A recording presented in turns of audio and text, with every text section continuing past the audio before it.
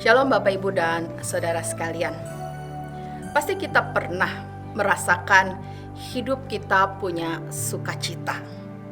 Apa yang kita lakukan ketika kita merasakan hal tersebut?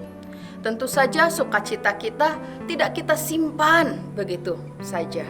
Kita kemudian mau membagikannya, mau menceritakannya supaya orang-orang lain bisa merasakan sukacita yang kita alami. Pertanyaannya adalah, bagaimana tentang anugerah keselamatan dan hidup baru kita di dalam Tuhan? Apakah hal tersebut menjadi sukacita yang kekal di dalam kehidupan kita? Seharusnya kita semua menjawab ya. Anugerah keselamatan dan hidup baru adalah sukacita kekal bagi kita, sehingga di situ juga kita mau membagikannya kepada orang lain dimanapun kita berada. Tapi kita kemudian menemukan tantangan ketika kita ingin membagikan sukacita kita. Tantangannya adalah keterbatasan. Banyak hal yang membatasi kita, kesempatan kita, kemampuan kita, situasi, kondisi, dan lain sebagainya.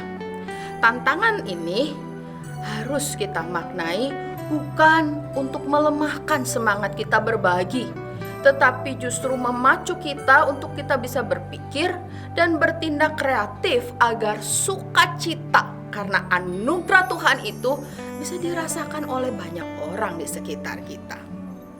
Bicara tentang keterbatasan, saat ini saya ingin mengajak Bapak Ibu Saudara belajar dari Rasul Paulus. Kita mengenal Rasul Paulus sebagai seorang yang punya pelayanan yang luar biasa, karena dia menggunakan apa yang ada dengan maksimal.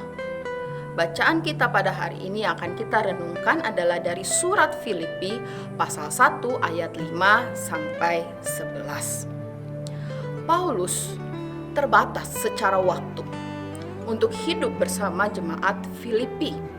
Tetapi dalam kehadiran fisiknya di waktu yang terbatas itu, Paulus secara konsisten menunjukkan kasihnya, menunjukkan ketekunannya, meneruskan berita Injil, dan bahkan keteladanan hidupnya yang berproses selalu bersama Tuhan.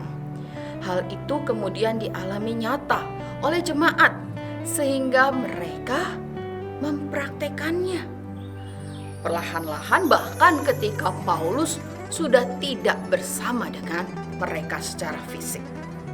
Yang berikutnya, Paulus mengerti betul keterbatasannya, sehingga dalam melakukan segala sesuatu, Paulus menempatkan fokus atau tujuan dari setiap hal yang ia lakukan, yaitu umat Tuhan harus siap menyambut dengan sukacita hari Kristus, hari di mana Kristus akan datang kembali.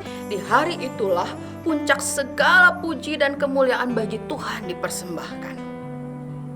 Dan juga Paulus menyadari bahwa semua yang terjadi bisa terjadi bukan karena kemampuannya sebagai manusia, sehingga Paulus meletakkan segala sesuatunya dalam doa yang tidak pernah putus dan dalam iman yang teguh, agar sukacita hidup dalam Tuhan selalu dapat dirasakan oleh orang-orang di sekitarnya. Karena itu mari kita merenungkan bagaimana kita menggunakan setiap hal yang ada dalam hidup kita dengan maksimal, sehingga sukacita karena anugerah Tuhan dalam hidup kita bisa kita beritakan terus. Apakah yang menjadi fokus kita selama ini ketika kita berinteraksi dengan orang di sekitar kita? Bagaimanakah doa dan iman kita mewujud nyata dalam keseharian? Bapak Ibu Saudara, dalam sukarnya kehidupan, manusia membutuhkan sukacita yang sejati, sukacita yang didapatkan hanya karena anugerah Tuhan. Maukah saudara membagikannya?